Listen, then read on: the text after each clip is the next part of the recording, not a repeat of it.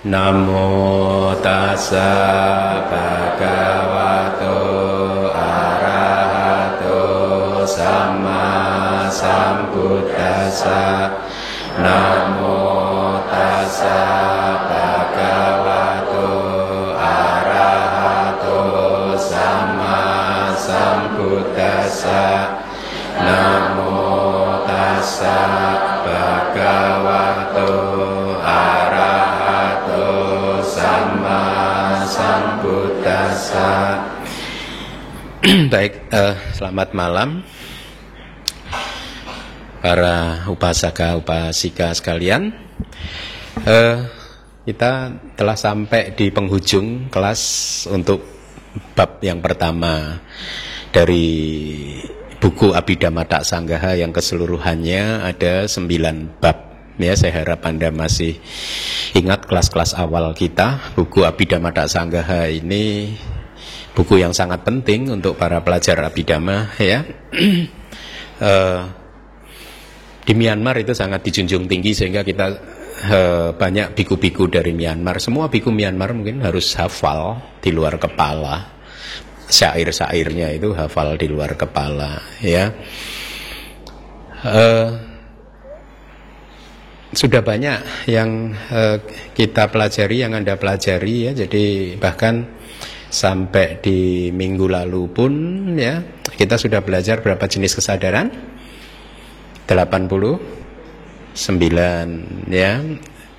Hari ini kita akan belajar 8 kesadaran lokutara, ya, kesadaran adi duniawi yang akan kita analisa berdasarkan jananya, ya. Jadi seperti yang minggu lalu sudah saya sampaikan, kesadaran lokutara yang jumlahnya 8 itu adalah kesadaran pencerahan, kan? Jadi sekarang Anda paham proses pencerahan itu seperti apa, gitu. Nanti di bab keempat Anda akan makin paham lagi bagaimana proses kognitif sehingga akhirnya pencerahan itu terjadi, karena di bab keempat akan dikupas secara detail proses kognitifnya. Nah, 8 jenis kesadaran adi duniawi yang minggu lalu sudah kita pelajari itu adalah kesadaran pencerahan buat mereka yang bermeditasi vipassana tanpa jana, ya. Jadi vipassana kering, mereka yang langsung mengamati nama dan rupa. Nah, ini Anda juga harus paham. Objek dari vipassana kita, ya, itu objeknya harus nama dan rupa. Ya, jadi cita, cetasika dan rupa.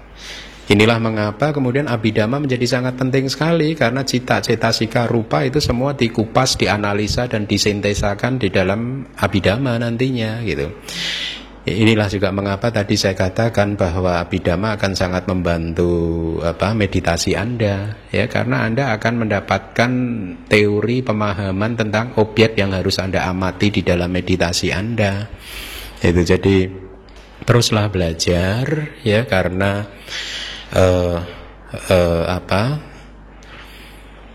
dengan belajar ini, dengan pariyati ini, nanti pasti akan sangat mendukung pati-pati Anda, akan mendukung meditasi Anda, ya.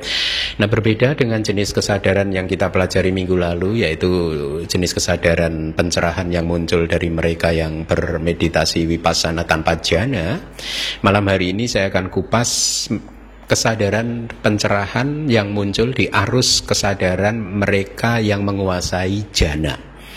Ya, jadi ada 2 jenis meditasi, kan, ya, tanpa jhana dan dengan jhana. Ya, jadi setelah seseorang mencapai jhana 1, 2, 3 dan 4 atau dengan arupa jhana juga, setelah itu mereka keluar dari jhana dan bermeditasi vipassana, dan kalau kemudian dia mencapai pencerahan, maka kesadaran yang muncul adalah dari kesadaran yang malam hari ini akan kita pelajari. Jadi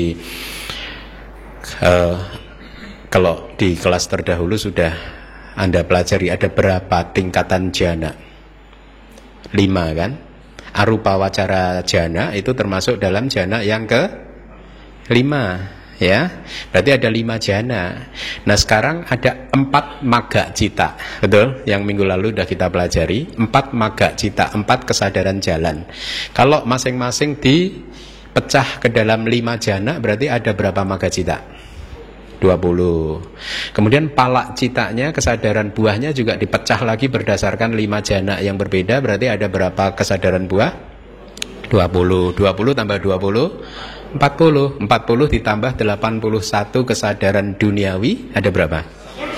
121. Ya udah, dengan demikian selesailah kelas kita.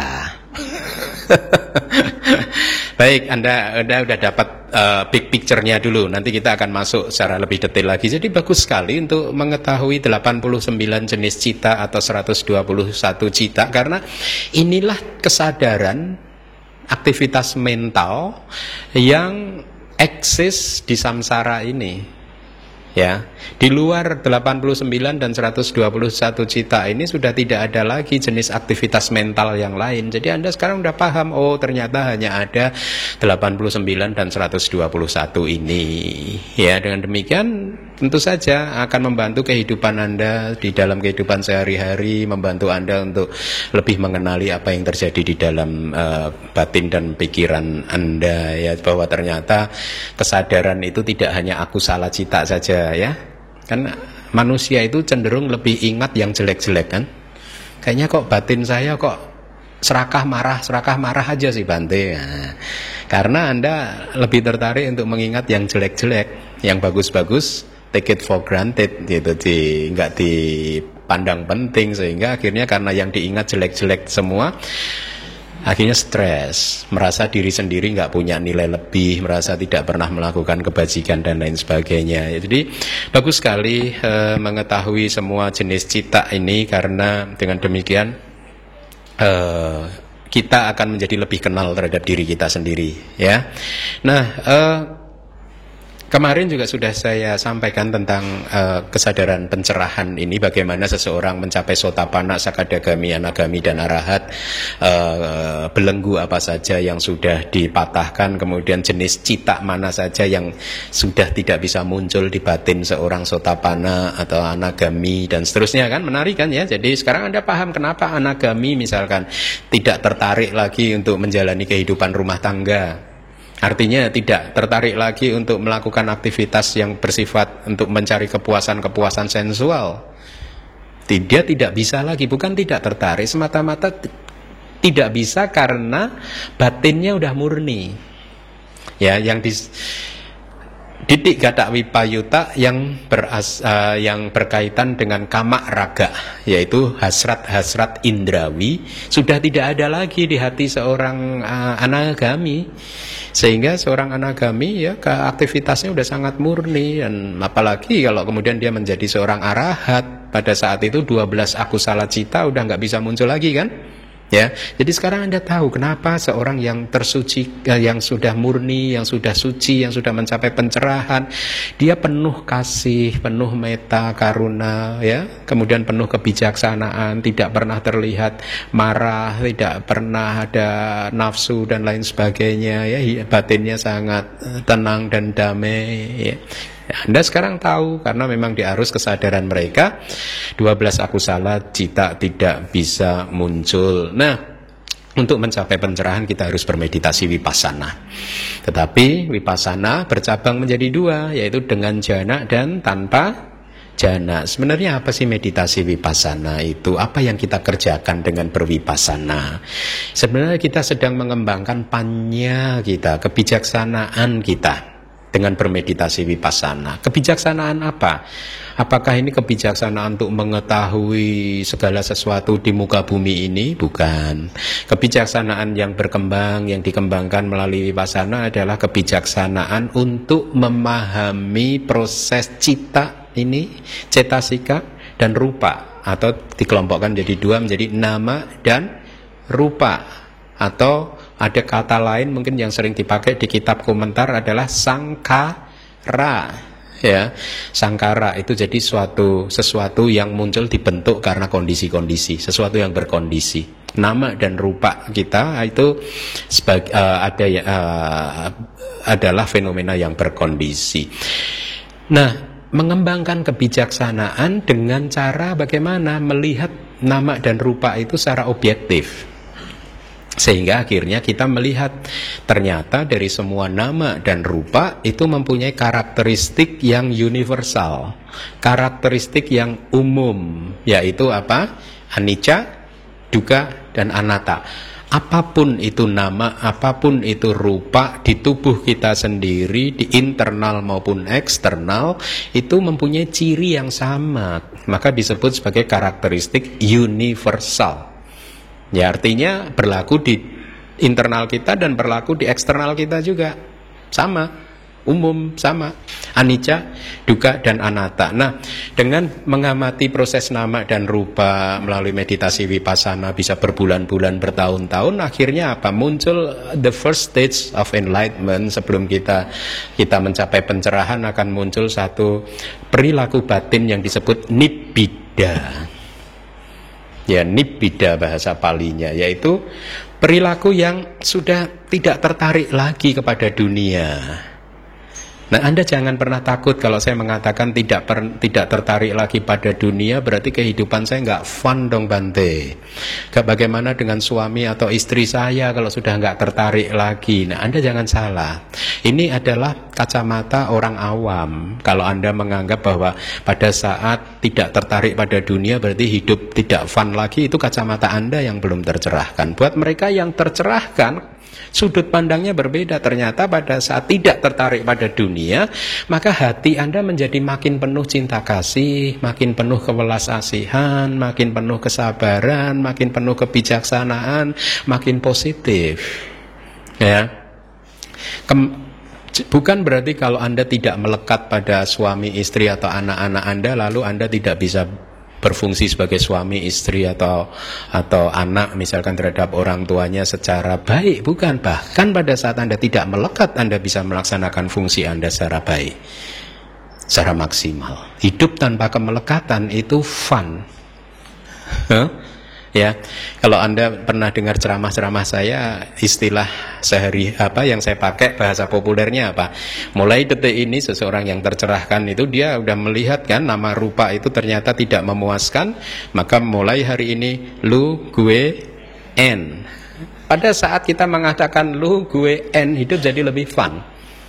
Ya, jadi itu yang sering kali dipahami secara keliru, kalau hidup tanpa kemelekatan berarti udah nggak fun lagi. No, yang terjadi bahkan sebaliknya, hidup tanpa kemelekatan menjadi lebih fun lagi.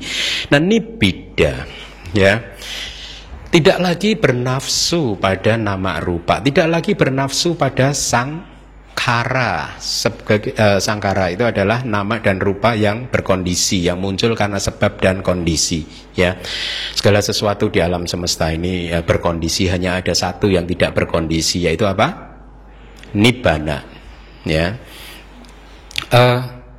di kitab tafsir diberi satu cerita ini seperti ini. Saya ingat nih cerita dalam kitab tafsir itu, seorang laki-laki yang sudah kelaparan tiba-tiba mendapat persembahan makanan. Kalau di zaman India mereka makan pakai mangkok begitu, mangkok makanan ya. Bernafsu kan, udah lapar dapat makanan gitu. Dia ingin ambil di mangkoknya itu, tapi tiba-tiba tangannya merasa aneh gitu. Ada sesuatu yang, ini maaf ini agak jorok, tapi inilah kitab komentar. Tangannya aneh, merasa aneh, ada yang lembut-lembut gitu. Begitu dilihat ternyata maaf ya, kotoran. Kadang kitab suci memberi contohnya begitu itu. Kotoran, tak kotoran manusia, kotoran binatang gitu ya. Begitu dia dilihat, ternyata di tengah tumpukan makanan ada kotoran gitu kan, dia jijik kan. Dia tidak mau ngambil lagi, akhirnya dia teriak-teriak, buang aja ini, buang aja gitu. Saya nggak mau gitu. Ya. Nah, jadi ini contoh yang sama yang dipakai oleh para arahat di masa lalu, bahwa pada saat, jadi kiasan, pada saat dia bergembira melihat makanan karena dia lapar, ini sesungguhnya adalah perumpamaan tentang seseorang yang belum tercerahkan itu menganggap 5 kanda ini menarik, nama dan rupa ini menarik, batin dan jasmani ini menarik, menganggap 5 kanda atau pancakanda ini sebagai aku, identitas, ini adalah Hasin Keminda yang bertahan terus sejak lahir sampai hari ini, dan sesuatu yang ini menjadi milikku gitu. ya. Jadi sangat bernafsu akhirnya gitu. Nah, kemudian perumpamaan melihat kotoran itu adalah perumpamaan tentang melihat karakteristik umum dari nama dan rupa, yaitu apa? Anicca, dukkha dan anatta. Ya, setelah dia benar-benar persepsinya kuat bahwa segala sesuatu itu ternyata anicca, dukkha dan anatta, maka apa yang terjadi? Dia merasa jijik. Ternyata tidak memuaskan dia nama dan rupa ini. Ya, akhirnya tidak bernafsu, jijik, tidak tertarik, kemudian proses pencerahan terjadi. Itu di kitab tafsir itu. Udah buang saja, saya nggak suka ini, putus hubungan lu, gue, N.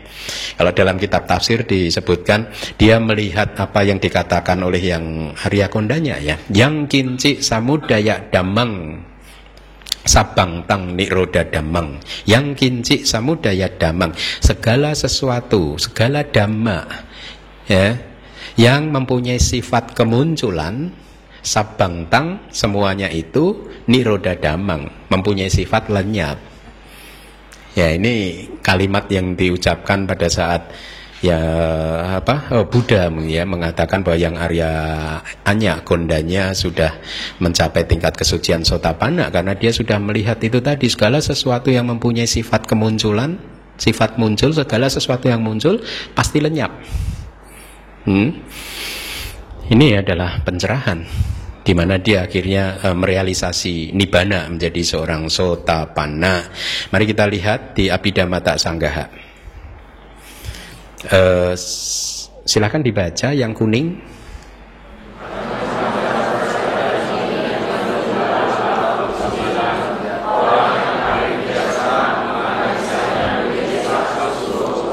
Ya, jadi kita mau menganalisa yang 89 menjadi 121 ya. Ya, saya ingatkan ulang lagi. Anda sudah hafal atau tahu apa itu kesadaran Mahagata? Mahagata Cita. Mahagata itu kesadaran yang luhur, yaitu 27 kesadaran jana, lokiya jana, jana duniawi. Yaitu 27 itu terdiri dari rupa wacara jana berapa? 15. Arupa wacara jana 12. 27 kesadaran lokiya jana atau jana duniawi ini secara kolektif disebut sebagai Mahagata, gone to the great, kesadaran yang sudah luhur karena menghasilkan kualitas-kualitas yang luhur. Nah, yang ingin saya sampaikan, semua jenis kesadaran Mahagata tadi itu disertai dengan berapa akar? 3 akar. A loba, a dosa, a moha, semuanya. Ya, 3 akar. Termasuk juga semua kesadaran lokutara cita ini juga disertai dengan 3 akar. Nah, menjadi 121 seperti tadi sudah saya sampaikan karena dianalisa sesuai dengan jana atau sesuai dengan faktor-faktor jana. Ya, mari kita lihat itu bahasa palinya witaka wicara piti suke kagata sahitang padama jana sotapati maga citang dan seterusnya wicara piti. Ini faktor-faktor jana seperti yang Anda sudah temui di rupa wacara cita, ya. Saya ingin Anda membaca yang kuning. Silakan.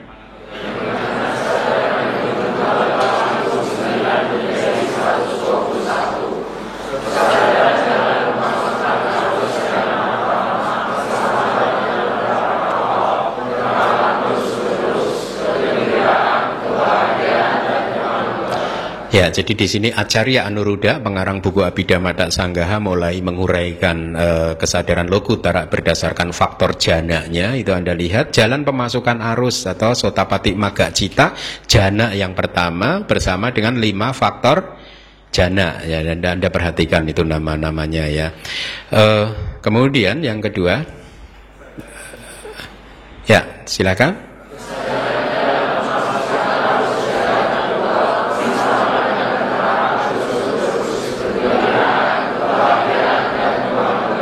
Yang ketiga,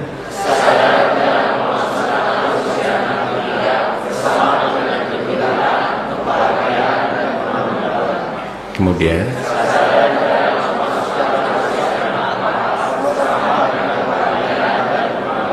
yang kelima,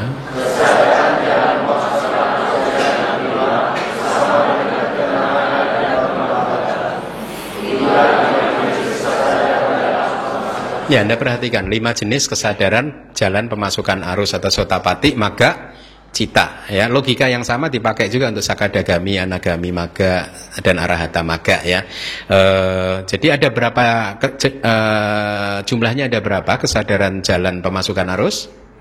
Ada 5 kan ya, yang jalan. Buahnya juga ada 5 nanti ya. Mari kita teruskan dulu apa yang ada di Abhidhamma Sanggaha. Yang kuning silahkan.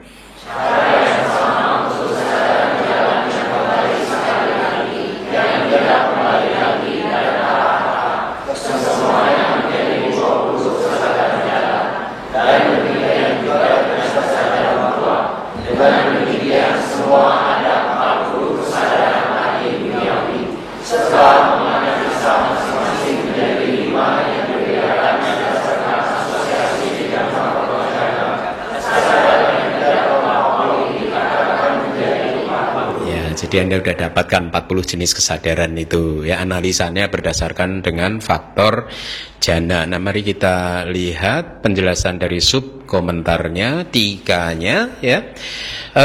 Ada kalimat kesadaran jalan pemasukan arus yang berasosiasi dengan 5 faktor jana adalah kesadaran jalan pemasukan arus jana pertama ya, itu Anda sudah paham. Berarti untuk yang jana kedua berasosiasi dengan berapa faktor jana? Kurangin 1, 4. Jana ketiga 3, jana keempat 2, jana kelima 2 juga, tetap 2 karena wedananya sukanya berubah menjadi ekak gata ya. Jadi seperti yang juga sudah mungkin Anda pahami bahwa pada saat seseorang mencapai jana itu sesungguhnya yang terjadi ada 5 faktor jana ini sudah berkembang secara maksimal. Vitaka, wicara, piti, suka, ekagata berkembang secara maksimal ya, secara maksimal. Pada kehidupan sehari-hari kita vitaka, wicara, piti, suka, ekagata juga muncul, tapi tidak berkembang secara maksimal. Makanya pikiran kita masih lemah menangkap objek, lari ke sini, lari ke sana kan ya, suka berpikir ke masa lalu, masa depan dan seterusnya karena pikirannya masih goyang ya. Nah, sama dengan proses pencerahan. Pencerahan itu terjadi kalau jalan mulia berunsur 8 itu berkembang secara sempurna ya. Makanya kita harus terus melatihnya supaya sempurna, makin sempurna sila, samadhi dan panya kita ya. Nah, 4 jalan mirip seperti jana, dikatakan 4 kesadaran jalan itu mirip seperti jana yang minggu lalu kita sudah pelajari. Kenapa? Karena di 4 kesadaran jalan yang minggu lalu sudah kita pelajari itu vitaka, wicara, piti, suka, ekagata berkembang secara sempurna. Jadi seseorang yang bermeditasi vipassana tanpa jana kemudian mencapai tingkat kesucian sotapanna ya, pada saat itu kan yang muncul adalah kesadaran yang minggu lalu, sotapati maga citang. Sotapati maga citang dan sotapati palak citang itu kekuatannya itu sama dengan jana yang pertama. Alasannya apa? Alasannya karena vitaka, wicara, piti, suka, ekagata berkembang di kesadaran tersebut secara sempurna. Jadi levelnya dikatakan sama dengan kesadaran sotapati maga citang jana yang pertama yang hari ini kita pelajari. Ya, tetapi walaupun demikian mereka tetap mendapat nama yang berbeda. Ya, kenapa? Karena yang satu itu muncul tanpa jana sesungguhnya, sedangkan yang malam ini kita pelajari muncul karena mereka menguasai jana. Ya, nanti akan kita analisa apa yang dimaksud gitu. Nah, di kitab komentar 4 jalan tersebut mirip seperti jana dalam 3 hal. Ya, jana sebagai landasan, jana sebagai yang diamati, dan yang ketiga aspirasi seseorang. Nanti akan saya kupas satu persatu. Nah, sepertinya untuk hal yang ini saya tidak setuju dengan Bhikkhu Bodhi dan juga tidak setuju dengan the late most venerable U Silananda, di mana kedua beliau ini mengatakan di dalam bukunya bahwa 3 ini adalah perbedaan pendapat di antara para guru di masa lalu. Jadi untuk menentukan kesadaran maga dan palak yang mempunyai jana sesuai dengan jana itu guru-guru di masa lalu menurut Venerable U Silananda, Bante Sayadaw U Silananda dan juga Bhikkhu Bodhi, 3 hal ini adalah perbedaan. Tetapi menurut saya ini bukan perbedaan, tapi bukan perbedaan pendapat antar guru, tetapi memang perbedaan variasi-variasi saja. Jadi ada seseorang yang menggunakan jana sebagai landasan, ada seseorang yang menggunakan jana sebagai yang diamati, ada seseorang yang hanya mengucapkan aspirasi. Jadi bukan perbedaan di antara guru, ini pendapat saya, ya. Jadi saya di sini dengan segala hormat berbeda dengan kedua bante yang saya hormati tersebut. Nah, mari kita lihat di kitab komentar ini. Yang pertama, memakai jana sebagai landasan atau bahasa palinya padaka jana, ya. Jadi kalimat dalam kitab sub komentarnya seperti ini. Ketika seseorang berwipasana yang menuju ke kemunculan jalan atau magga cita, itu terjadi pada seseorang yang mencapai jana apapun, ya, mungkin jana 1 atau 2 atau 3 atau 4 atau 5, dan setelah itu dia keluar dari jana tersebut. Setelah keluar dari jana, dia mengamati sangkara, yaitu fenomena atau nama rupa yang berkondisi, ya, objek dari meditasi wipassananya. Maka inilah yang disebut jana sebagai landasan, karena jana ini adalah landasan dia untuk berwipassana yang akhirnya menuju ke kemunculan jalan atau bahasa palinya wuddhana gamini vipassana, ya. Jadi seseorang katakanlah menguasai jana 1, 2, 3, 4, 5, ya. Dia masuk ke jana yang tertinggi 5, ya. Kemudian dia keluar dari jana tersebut dan dia mengamati sangkara, berwipassana. Sebenarnya prosesnya itu akan bisa terjadi berulang-ulang. Jana ini sangat menarik sekali karena buat para meditator itu bisa dijadikan sebagai tempat untuk beristirahat.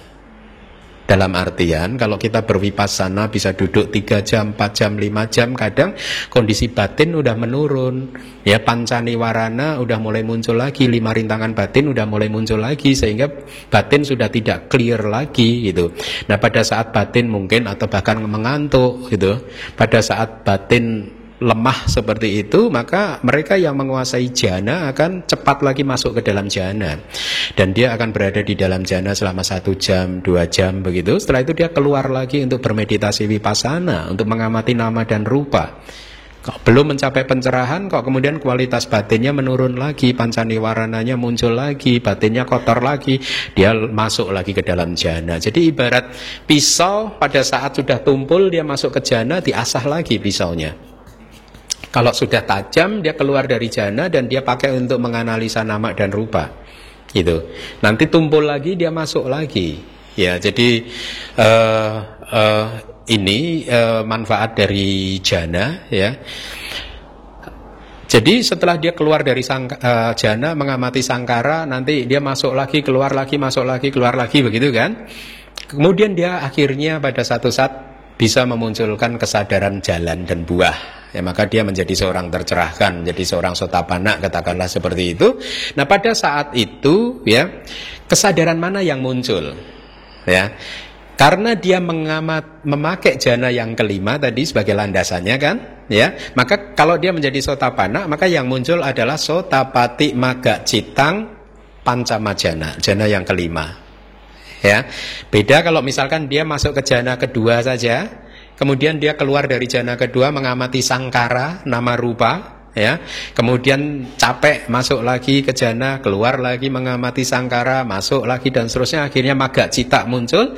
Maka yang muncul di sini adalah sotapati magga cita dutiya jana, jana yang kedua. Kira-kira begitu, ya. Nah, kesadaran buahnya itu sesuai dengan kesadaran jalannya nanti. Jadi kesadaran jalan jana kedua lenyap, kemudian diikuti 2 atau 3 momen kesadaran buah jana yang kedua dan jana yang kedua juga, sotapati magga cita jana yang kedua juga. Nah, ini adalah model meditasi yang pertama. Makanya saya tadi tidak sependapat dengan kedua guru yang saya hormati tersebut, bukan karena perbedaan pendapat guru, tetapi karena perbedaan praktek saja. Ya, jadi sebagai landasan, ya, jadi Anda harus pada jana, ya, jana sebagai landasan itu artinya apa? Dia memanfaatkan jana itu untuk berwipasana, ya, seperti yang tadi saya katakan. Nah, Anda akan coba Anda cermati, kalimatnya berbeda. Di nomor 1 ini kitab tafsir menggunakan kata sangkara yang diamati. Sangkara itu bisa apa saja, nama dan rupa apa saja. Cita, cetasika, dan rupa. Seperti Anda bermeditasi vipassana tanpa jana, itu apapun diamati. Perasaan muncul diamati, persepsi muncul diamati, rasa sakit muncul diamati. Ini semua sangkara, ya. Tapi di poin yang kedua berbeda. Anda cermati coba. Ini adalah berdasarkan jana yang diamati. Jadi kesadaran pencerahannya muncul berdasarkan jana yang diamati, atau bahasa palinya sama sita jana. Bagaimana penjelasannya? Penjelasannya seperti ini. Jadi kesadaran jalan muncul di seseorang yang mengamati jana. Beda kan? Kalau tadi mengamati sangka, sekarang mengamati jana. Apa itu mengamati jana? Seseorang masuk ke jana keberapapun, jana 1, 2, 3, 4, 5, ya. Kemudian dia keluar dari jana tersebut, tapi yang dia amati adalah faktor jananya. Kalau dia masuk ke jana kelima, berarti yang dia amati apa? UPK dan ekagata. Dia amati muncul, lenyap. UPK muncul, UPK lenyap. Ekagata muncul, kemudian lenyap, muncul, lenyap. Faktor jana itu yang dianalisa sama dia gitu. Jadi dengan demikian kalau dia menjadi seorang sotapanna, maka dia mencapai pencerahan dengan metode mengamati jananya. Ya, jadi berbeda. Kalau tadi mengamati sangkara, sangkara bisa apa saja. Tapi kalau jana di sini adalah faktor jana. Nah, yang ketiga ini niat seseorang. Ini kabar baik buat Anda atau kabar? Wah, berarti bisa ini dengan niat aja nih. Bukalah jasa ya. Hanya dengan aspirasi, hanya dengan niat, hanya dengan kecenderungan, tetapi jangan gembira dulu, dibaca dulu. Jadi seseorang atau seorang yogi mendapatkan jalan, memunculkan kesadaran jalan dengan 5 faktor jana. Berarti jana keberapa? 1, ya, yang menyerupai jana pertama, atau jalan dengan 4 faktor yang merupai jana kedua, dan seterusnya, sesuai dengan apa yang diniatkan, sesuai dengan apa yang diaspirasikan. Saya akan jelaskan nanti. Kita baca dulu dari kitab komentar apa selanjutnya. Ketika jalan muncul atau magga cita muncul setelah mencapai jana apapun, kemudian dia keluar dari jana tersebut dan mengamati jana yang lain. Jadi dia katakanlah masuk di dalam jana yang kedua, kemudian dia keluar dari jana tersebut, terus dia mengamati jana yang lain. Bisa jana 1, jana 3, jana 4, jana 5. Bisa jana yang lebih rendah, bisa jana yang lebih tinggi, ya. Dan kemudian tiba-tiba dia memunculkan kesadaran jalan, ya. Lalu pertanyaannya Anda akan berpikir, jadi kesadaran jalan yang muncul adalah kesadaran yang sebagai landasan atau kesadaran yang diamati atau jana yang diamati? Kan tadi ada 2 kan? Jadi yang mana ini? Yang kesadaran pencerahannya itu adalah berdasarkan yang nomor 1 sebagai landasan tadi jananya, atau jana yang diamati? Nah, dikatakan di dalam tafsir sesuai dengan yang dia inginkan, sesuai yang dia niatkan, sesuai kecenderungan dia, sesuai aspirasi dia. Kalau tadi dia mengamatinya, kan di kitab tafsir disebutkan, saya ingin gitu, saya ingin mencapai kesadaran magga dengan jana yang kelima, katakanlah begitu. Maka meskipun dia menggunakan jana yang di bawahnya sebagai landasan, ya, tetapi kemudian dia mengamati jana yang kelima dan dia mencapai pencerahan, maka kesadaran yang muncul adalah sesuai dengan yang diinginkan. Ya, mungkin Anda berpikir, masa bisa hanya berdasarkan keinginan? Hei, hati-hati loh. Pikiran kita ini kekuatannya luar biasa. Cita kita ini kekuatannya luar biasa. Ya, kalau apalagi disertai dengan kualitas jana seperti itu, pikiran bisa menjadi sangat luar biasa, batin, mental bisa menjadi sangat luar biasa. Nah, saya akan jelaskan, mari kita lihat. Jadi kalau yang nomor 2 tadi, seseorang masuk ke katakanlah jana yang ke-1, kemudian 2 dan seterusnya, kemudian dia keluar dari jana tersebut, dan yang dia lakukan apa? Mengamati faktor jananya. Ya, kalau yang diamati 5 faktor berarti yang muncul nanti adalah kesadaran jalan, sotapati, jana yang pertama dan seterusnya, itu bisa ya. Kemudian yang nomor 3 tentang niat atau aspirasi ya. Jadi itu kalau di kitab komentar disebutkan ya, semoga saya bisa, atau alangkah indahnya kalau saya bisa mencapai kesadaran jalan sotapati maga cita jana yang 1, jana 2 atau 3 atau 4 sesuai dengan keinginan kita ya. Jadi disebutkan misalkan meskipun dia menguasai semua jana, 8 jana, 8 pencapaian ya, terus nanti kesadaran maga cita yang muncul adalah sesuai dengan yang dia aspirasikan, sesuai dengan yang dia inginkan ya. Tetapi di dalam kitab tafsir juga disebutkan aspirasi ini tidak akan pernah bisa sukses kalau Anda tidak menguasai jana. Jadi harus ada yang salah satu dari 2 yang pertama tadi, jana sebagai landasan atau jana yang diamati ya, itu harus. Jadi tidak bisa hanya mengucapkan aspirasi saja ya. Kalau di kitab komentar dari Dhamma Sanggani disebutkan contohnya itu dari Nandako Wada Sutta, Nandako Wada, Nandak ya, dari Majjhima Nikaya Uparipanasa, halaman 270. Jadi di sutta tersebut dijelaskan dari seorang biku menjelaskan kepada sekumpulan bikuni. Ditanya, mata ini kekal atau tidak kekal bikuni? Dijawab, tidak kekal Bante. Yang tidak kekal ini suka atau duka? Duka Bante. Kemudian yang tidak kekal dan penuh dengan duka ini pantas tidak kalau kita anggap sebagai aku atau milikku? Tidak pantas Bante.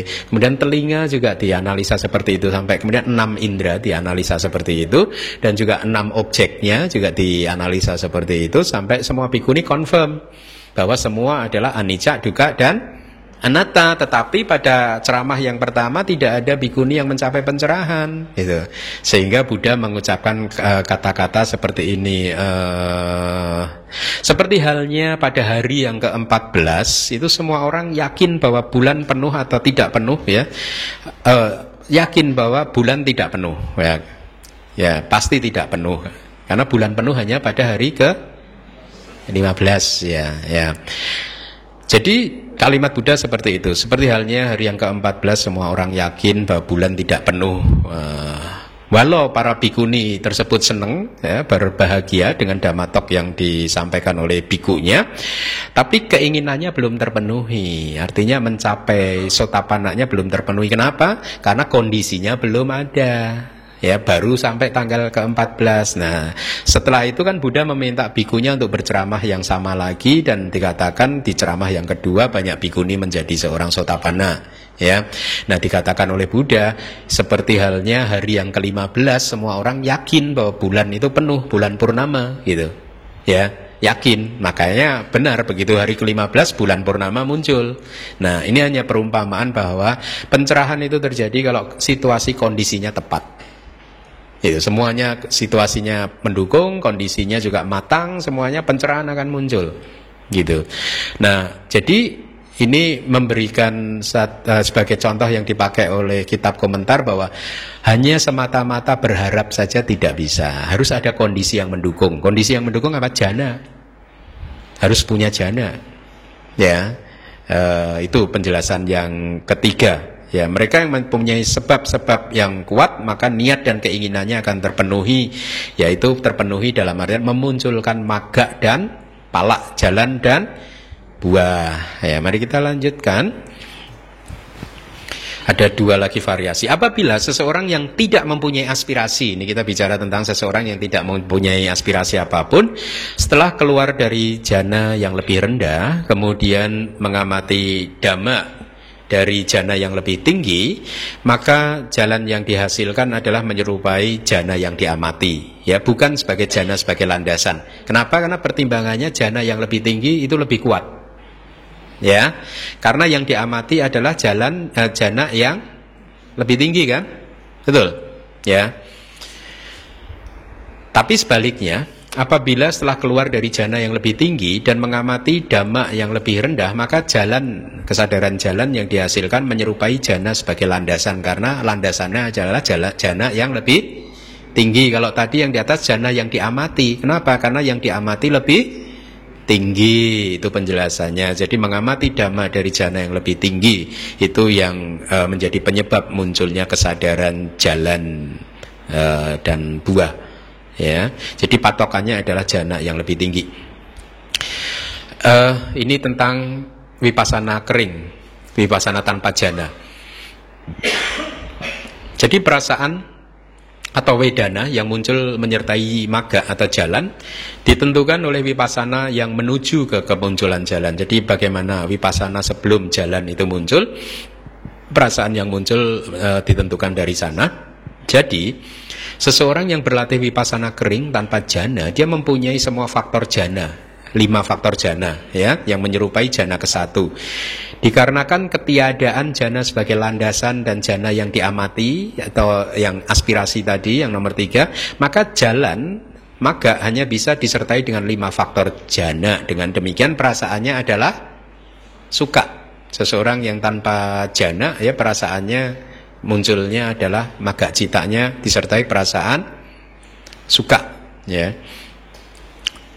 Kemudian bahkan apabila seseorang yang menguasai jana pun tetapi dia tidak membuat jana tersebut sebagai landasan, melainkan langsung mengamati bermacam-macam sangkara atau fenomena yang berkondisi, maka jalan yang dihasilkan pun berasosiasi dengan 5 faktor jana. Jadi menyerupai dengan jana yang ke-1 lagi. Jadi saya harap Anda paham, ya, seseorang yang menguasai jana tapi dia tidak membuat jananya sebagai landasan, tidak mengamati faktor-faktor jana dan tidak ada aspirasi apapun, dia langsung mengamati sangkara, maka ini seperti sama saja dengan bervipassana tanpa jana. Jadi kalaupun kesadaran pencerahannya muncul, dia kesadaran yang levelnya jana yang pertama, itu yang dimaksud, ya, tidak memanfaatkan jananya, ya. Jadi karena dia tidak memanfaatkan jana padahal dia menguasai jana ini, ya. Begitu keluar dari jana dia bervipassana. Biasanya setelah keluar dari jana pikiran masih murni, ya, masih penuh dengan kebijaksanaan, masih tajam untuk mengamati nama dan rupa. Tapi biasanya kan hanya bertahan untuk sesaat saja. Setelah itu kekotoran batin muncul lagi, pancaniwarana muncul lagi. Nah, orang tersebut tidak memanfaatkan jana sebagai tempat untuk menyegarkan diri lagi, dia tetap bervipassana terus, gitu.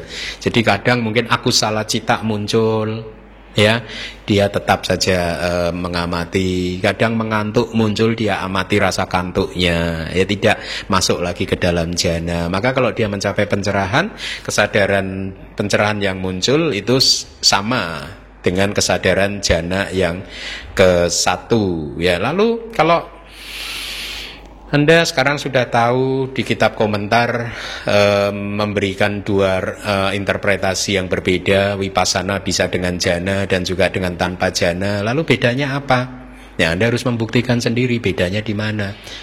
Penetrasinya, daya tembusnya berbeda, ya.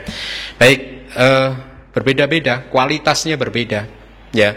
Dan nanti kualitas pencerahannya juga pasti berbeda. Ya, kita bisa mengambil contoh di kitab suci kita. Banyak kan arahat di masa Buddha, kan banyak kan?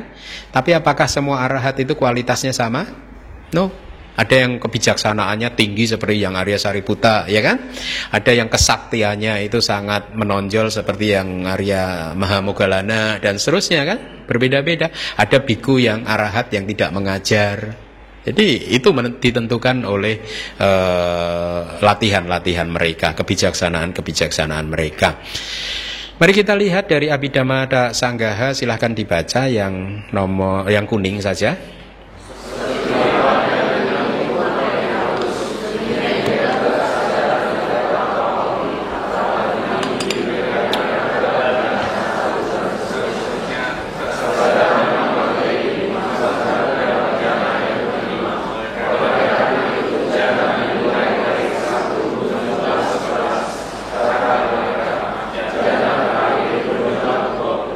Anda paham nggak apa yang Anda pahami? Seperti halnya dengan lingkup materi halus, jana materi halus, demikian juga kesadaran yang tidak terlampaui, ya, anuttara atau lokutara, ya, kesadaran adi duniawi atau tidak tertandingi, dibedakan ke dalam jana ke-1 dan seterusnya. Kesadaran non-materi, jana non-materi dimasukkan ke dalam jana yang ke-5. Anda sudah paham itu. Oleh karena itu jana dimulai dari ke-1, jana 1 itu berjumlah 11. Berarti ada berapa jenis kesadaran jana 1 sekarang? 11 kan? Apa saja? Rupa wacara cita 3 kan? Kemudian dari lokutara cita 8 ya, jana satunya ya. Sotapati, Sakadagami, Anagami, dan Arahat 1111 kan. Dari Maga 4, Pala 4. 8 tambah 3 berapa anak-anak? Tuh kan pinter kan kalau tambah-tambahan gini. Kalau lainnya susah ya abhidhamanya itu. Kalau udah tambah-tambahan semangat semua deh.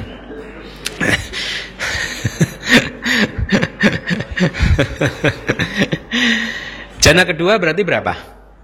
11 juga. Jana ketiga? 11 juga sama. Jana keempat 11. Jana kelima 11 ditambah arupa wacara jana. Paham?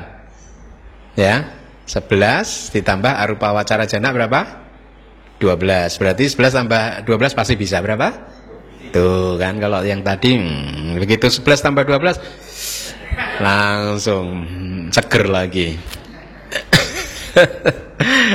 Paham ya cara menghitungnya? Oke, kita lanjutkan. Dari tikanya, seperti halnya dengan lingkup materi halus yang dikelompokkan ke dalam 5 jana, maka demikian pula halnya dengan kesadaran jalan. Tadi sudah kita jelaskan. Terus ada kalimat kan tadi, demikian pula dengan kesadaran non-materi itu dari Abhidhamma Sanggaha yang tadi. Seperti halnya dengan lingkup materi halus, demikian juga kesadaran tidak tertandingi dibedakan ke dalam jana ke-1 dan seterusnya. Kemudian ada kalimat ini, demikian pula kesadaran non-materi. Artinya adalah karena kesamaan dari faktor jana yaitu UPK dan ekagata, maka kesadaran jana non-materi termasuk ke dalam jana yang ke-5. Itu alasannya ya. Jadi Anda sebagai murid Abhidhamma harus mulai cara mengajar, cara berpikirnya kokoh, ada referensinya itu. Jangan beropini ya. Makanya sengaja kelas ini saya susun seperti ini karena ini referensi semua ya. Ya. Jadi artinya kalau seorang yogi menguasai arupa wacara jana, tadi sudah saya singgung ya, dia masuk ke dalam arupa wacara jana, jana non materi, kemudian keluar dari sana dan berwipasana dan kemudian mencapai magga pala, maka kesadaran yang muncul dari kesadaran magga jana yang keberapa? 5. Pala jana keberapa? Bagus ya. Itu yang dimaksud. Nah ini dari kitab Nama Rupa Pariceda Nyana halaman 24 ya, Nama Rupa Pariceda. Kesadaran lingkup materi halus dan yang tidak terlampaui atau tidak tertandingi anuttara dibedakan ke dalam jana ke-1, 2, 3, 4, 5. Dan kesadaran non materi termasuk ke dalam jana ke-5. Nih referensinya Nama Rupa Pariceda halaman ke-24 ya. Mari kita lanjutkan. Sedikit lagi, seperti halnya dengan kesadaran materi halus, setelah memecahnya menjadi 5 berdasarkan asosiasinya dengan faktor jana untuk setiap kesadaran, maka kesadaran yang tidak terlampaui atau tidak tertandingi dikatakan ada 40. Udah paham ya? Kan masing-masing dari 8 dianalisa menjadi 5 kan? Ya. Lokutra cita yang jumlahnya 8 dipecah menjadi 5 berdasarkan 5 jana kan? Berarti 8 kali 5 berapa anak-anak? Pinter ya. Dari maganya ada berapa? 20. Pala citanya ada? Ya bagus. Masing-masing rupa wacara jana duniawi. Nah ini Anda harus pahami. Jana duniawi beda kan? Nanti ada jana adi duniawi. Jana adi duniawi yang malam ini kita pelajari ini, yang 40 ini. Ini jana adi duniawi, lokutra jana. Ya, kalau jana duniawi, lokia jana itu ya rupa wacara yang sudah kita pelajari ada 15. Kemudian arupa wacara itu ada 12, 27 mahagata cita ini disebut sebagai jana duniawi. Kenapa? Karena 27 kesadaran ini terkait dengan tebumaka, 3 tingkatan alam kehidupan. Jana-jana tersebut hanya akan membuat kita lahir di tiga alam ini, khususnya Brahma, rupa Brahma atau arupa Brahma. Tapi jana yang adi duniawi membawa kita keluar dari alam samsara. Jadi ada 4 alam. Alam keempat yaitu keluar dari tebu maka tadi, ya, membuat kita tercerahkan, mengakhiri kelahiran dan kematian. Penjelasan lain, kesadaran jana duniawi hanya menambah kelahiran dan kematian. Ya, membuat Anda lahir lagi. Tapi kesadaran adi duniawi menghancurkan kelahiran dan kematian. Kita ini kan di masa lalu sudah banyak melakukan karma. Ya, bisa jadi Anda di kehidupan lampau Anda menguasai jana. Ya, jana yang Anda kuasai, jana lokia atau duniawi, itu hanya menambah deposito kelahiran dan kematian saja kan. Kalau kali ini Anda mencapainya jana tersebut, mencapainya lagi, dan kemudian Anda meninggal dunia dengan kesadaran jana tersebut, maka Anda akan terlahir di alam Brahma, rupa atau arupa sesuai dengan jana yang Anda kuasai tersebut. Jadi hanya menambah kelahiran. Sementara kesadaran jana adi duniawi menghancurkan kelahiran dan kematian. Masing-masing jana adi duniawi atau jana lokutra jana, ya, berjumlah 8. Dengan demikian kesadaran jana menjadi berjumlah 11. Tetapi untuk jana kelima berjumlah 23. Dari 3 dari materi halus, 12 dari non materi, dan 8 dari lokutra jana. Kita sampai di bagian akhir. Silakan dibaca.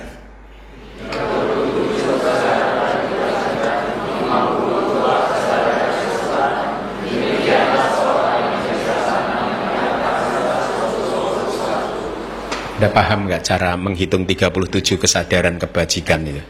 52 kesadaran resultan. Demikianlah seseorang yang bijaksana menyatakannya menjadi 121. Itu PR Anda di rumah ya. 37 itu dari mana? Nanti kalau nggak bisa tanya di grup. Maaf, minggu lalu saya sibuk sekali, jadi pertanyaan di grup tidak saya jawab dulu. Ya. Jadi 121, makanya kalau Anda baca buku Abhidhamma di tabel-tabel cita itu selalu tertulis 89 garis miring 121 atau 89 atau 121, 89 dan 121. Jadi 89 itu analisa cita yang singkat, tidak detail. 121 itu kalau cita dianalisa secara lebih detail lagi. Nah, saya akan drill Anda ini karena kita sudah masuk di akhir kelas kita. Sebentar, saya akan latih Anda 5 menit. Ada berapa lokia cita? Nanti kalau udah tahu saya dibangunkan ya. Berapa? Lokia cita 81, bagus. Lokuttara cita ada berapa? 8 atau 40, ya, bagus.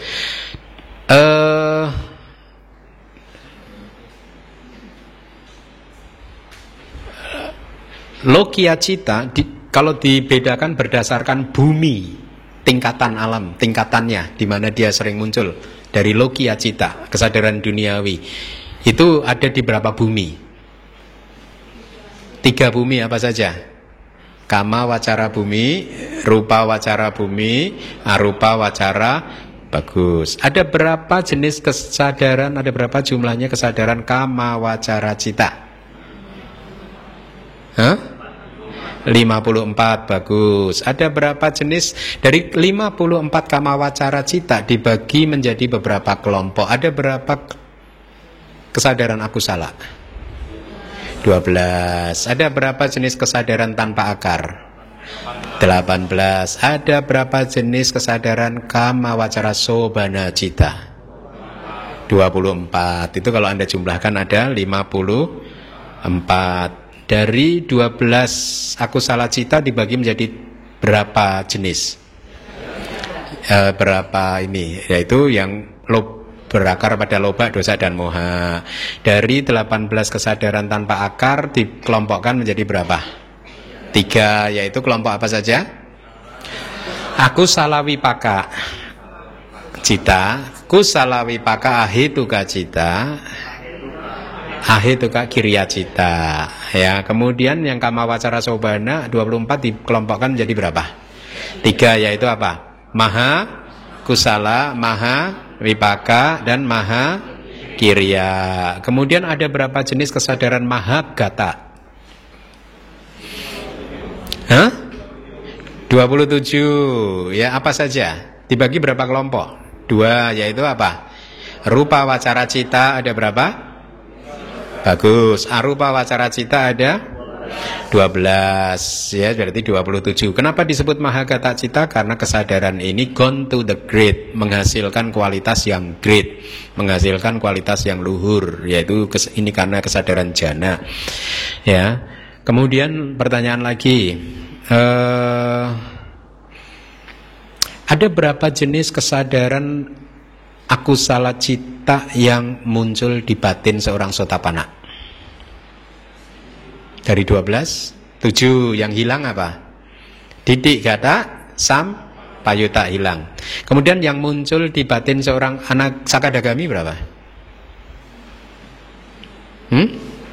Tetap 7, tetap, tapi kan dilemahkan, ya. Yang muncul di batin Anagami berapa? 7 dikurangi 2 lagi hilang, dosa mula citanya hilang ya di batin Anagami. Jadi Anagami nggak bisa marah lagi.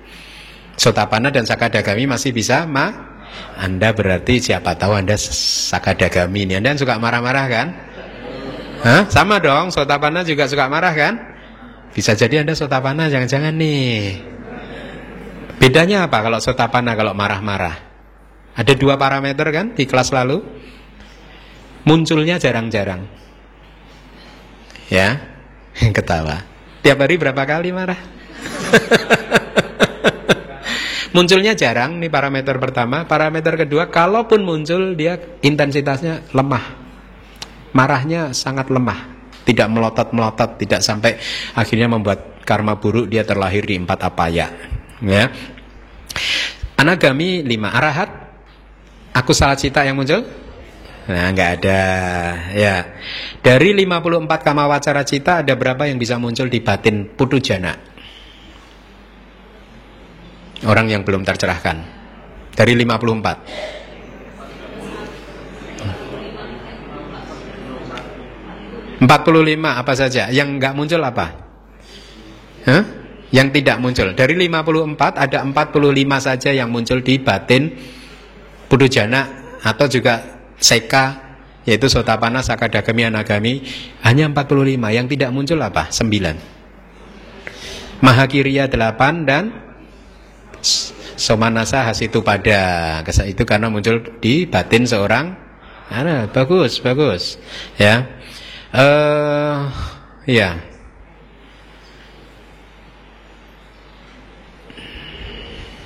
Apalagi? Dari 89 cita itu kalau Anda kelompokkan ke akusala, kusala, wipaka, kiriya, bisa nggak kira-kira? Akusala ada berapa? 12. Kusala ada kebalikannya 21, ya. Wipaka ada berapa? Anda hitung. Dari ahituka ada 7 plus 8 15. Mahawipaka 8 berarti 23. Kemudian rupa wipaka ada 5 28. Arupa wipaka ada 4. Berapa tadi? 32 ya? 32. Kemudian wipaka lokutra ada 4. Palacita itu wipaka kan? Ya? Nah, oke. Jadi Anda harus bisa menganalisa seperti itu. Wipakanya itu kalau dianalisa 52 mungkin ya. Kalau dengan 121 cita itu jadi 52. Nah, sekarang Anda juga harus mulai bisa menganalisa misalkan dari 89 cita ada berapa kesadaran yang berasosiasi dengan somanasa. Ya, itu PR Anda. Domanasa berapa? Domanasa mudah berapa? 2. UPK?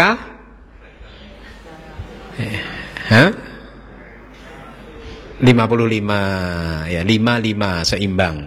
Suka